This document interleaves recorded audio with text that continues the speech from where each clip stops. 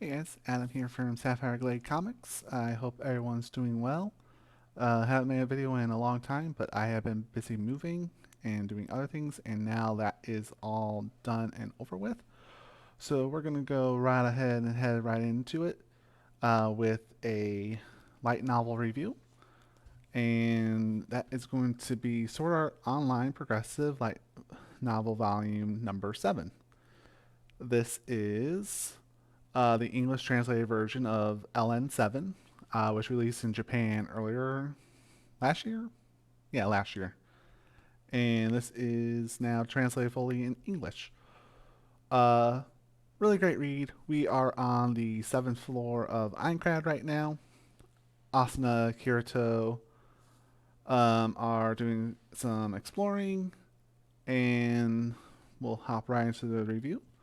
Alright, so there is the front of the book, the spine,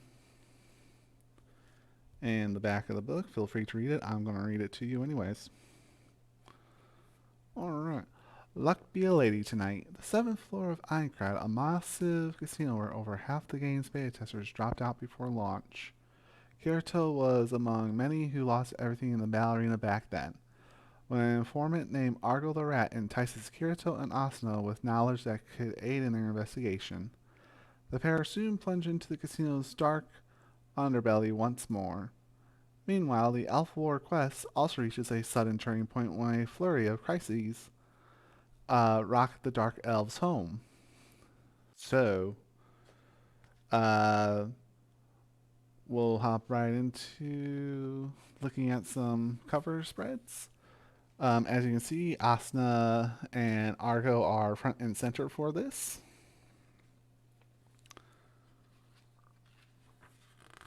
Here is this. It's nighttime. They're all sleeping in the same grand suite. Here are two new characters, near Nyor and Kyo.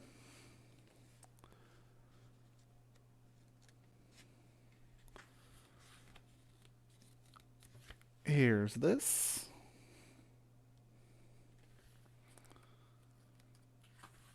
And then if you want to pause the video and attempt to read it, feel free, but that gives you some details about the 7th floor. Notice how half of it's blacked out.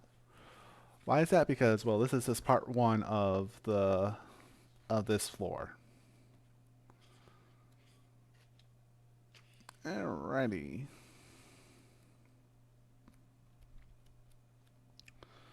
Here we are.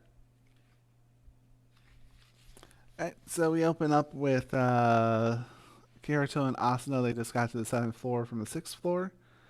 And basically what has happened is this floor has some bad history with Kirito. There is a casino on this floor, and he had lost all his money during the beta on this floor.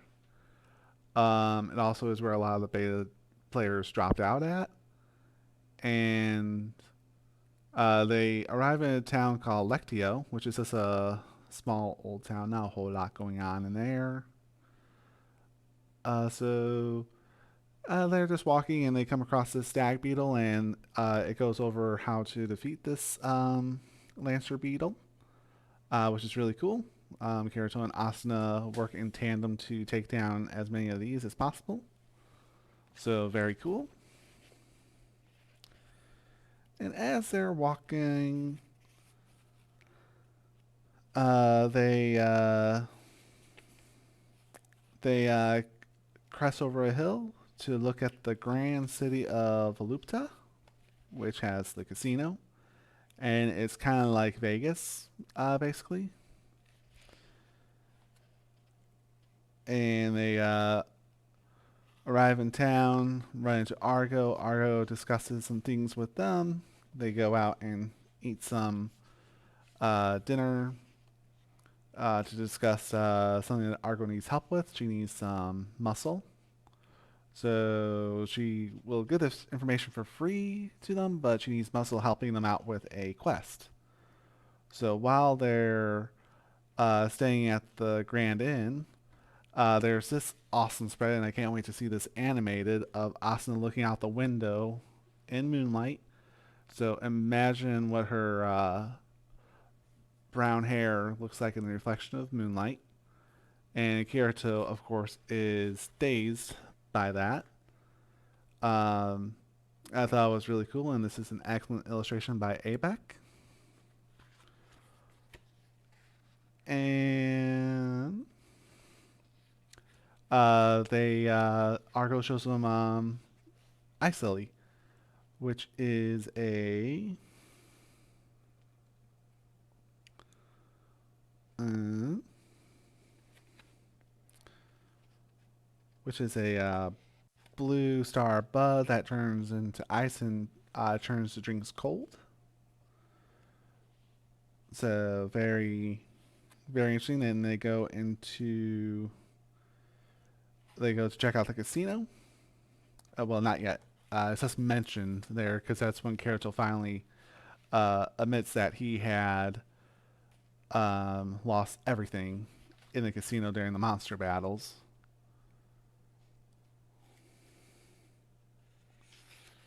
And then Kirito's going over his meditation skill, trying to understand what it is that he got from Boxum. And there's also a beach they can go to, but you need a beach pass, which can only be purchased with casino chips.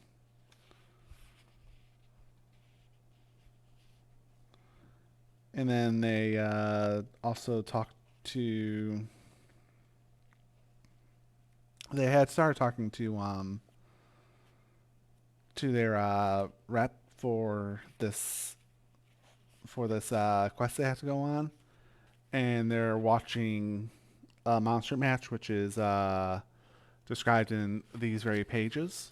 Um, you'll have to. I'll leave a link below that you can pick up this book yourself, and it also will support the channel to read more about that fight between the Rusty Lycaon and the bouncy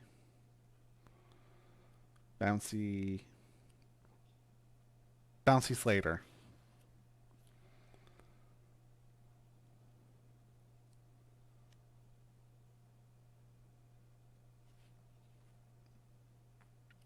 And then they go up to the fourth floor to talk to our new character near Nowhere about how they spotted like some dye on that Lycan, and that is considered cheating. And then you learn that there is this war between families that run the casino together. So that gets described a bit, but they don't go into too much depth about it.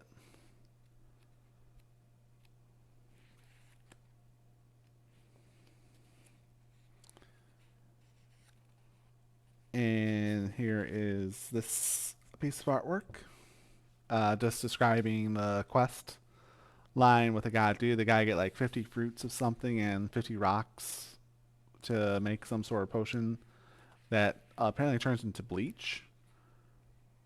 They also go into talking about the ALS and the Blue Knights Dragon Brigade, about why those two frontline guilds are wasting time in the casino when they should be doing reconnaissance on the floor. But the reason for that is there's a sword with out of this world stats called the Sword of Volupta that costs 100,000 coins from this casino, which is which converts about to $100 million USD. So they talked to Lind about that, and that's what the picture was. This is Lind from the ALS. So there's that. And this entire first half of this book was fantastic. It gave a good, nice, light read on some stuff rather than the craziness that happened in Light Novel 6, which I don't know if I made a review of. Um, but I think I'll do this week once I get all moved in is I'm going to group my videos into playlists. So there'll be a playlist for SAO light novel reviews. There'll be a general playlist right now for manga because I have odds and ends of manga that I want to review. And then my new comic book day reviews will go into a playlist of their own. Same with the trade paperback. So just to make it a little bit easier to find these, because these videos, my light novel reviews, do so much better than my new comic book day reviews. But I want to do both because I enjoy them. It's a hobby just to talk about light novels, manga, and comics on this channel. Anyways, back to the review. And so during that monster match in the monster arena, where the ALS and the DKB were trying to get the winnings to get that incredible weapon, uh, stop when you're ahead and don't lose your entire money like what happens right here. And then Kirito and Asuna head out to the Dark Elf Fortress on this floor. Turns out they're sleeping together to visit Kismel. But to get there, there's a bit of a path they have to take. They have to go through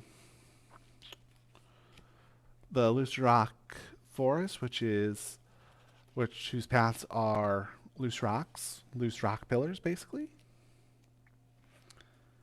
And that's how they get to the Dark Elf base, which is called, in here, it's called Heron Tree Palace. So there's that. And Kirito's teaching Asuna how to jump on the pillars, but she loses her balance and falls into the shallow water below, and gets introduced to these slug-like leeches, basically, where one or two isn't too bad, but if you get tons of them and they suck all the blood out of you, you pretty much die from blood lost. Similar to what happened, I guess that could happen in IRL. Alright, so they work through there, beating up all those blood-sucking slugs. And then as soon as they get to the palace, they get thrown in jail for aiding a fallen elf and losing the sacred keys. And it is there that we meet another new character. And here they're learning how to break the lock using light fire. And then they go raid a storeroom to get their weapons and swords and other items. So there's that right there.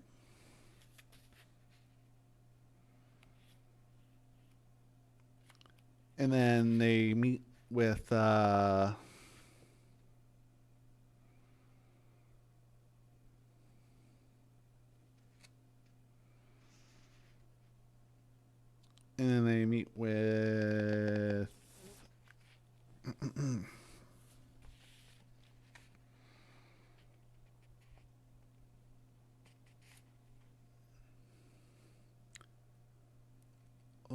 trying to figure out who this character's name is.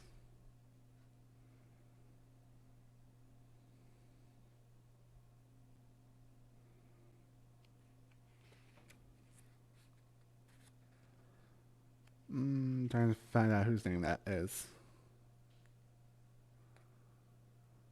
Okay, so they meet up with Lavik, who is a dark elf prisoner, and has some relation to Count to Euphilis from Castle Gali, or Gali, something like that. I'm not sure. And it turns out he's a Quessen BC, and he helps to find Kismel, and they do find Kismel shortly after that, but it's really not too well described in this chapter. But nonetheless, Kismel is back in the party with them. And Lavik shares some good information with Kismel.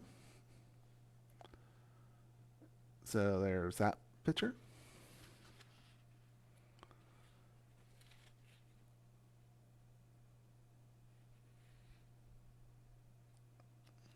And the reason why Kismel is in there is because a high priest has the same power as her commanding captain and the queen. So they part ways with Lavik and go about the quest they are working on with Argo. They go and collect the fruits. They collect the fruits, and then they're met with this picture right here, which is pretty funny.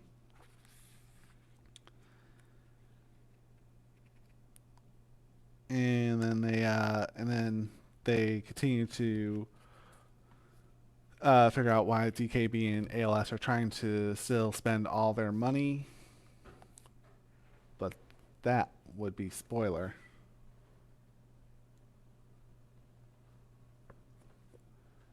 So, I know I didn't mention too much. I kind of mumbled my way through my light novel review, but again, I don't want to spoil it for anyone. Just want to give a brief overview of what happens in this book, and I will say that Sword Art Online Progressive is really, really, really good. It adds so much depth to an already complicated story, and I love it. Um, but anyways, guys, thank you for watching. If you want to buy this book, there'll be an Amazon link down below. That does help support the channel if you click and buy from that link. Um, Now that I'm in a new place, I'm looking to enhance my production quality. Rather than just doing these face to face with a webcam and headphones, I want to do more.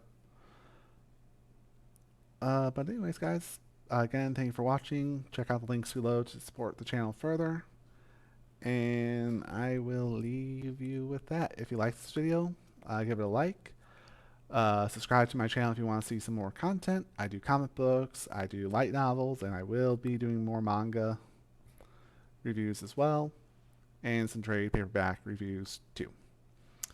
Uh, with that being said, you all have a good night and leave a comment below. Let me know if you've been reading Progressive and what you've been liking about it.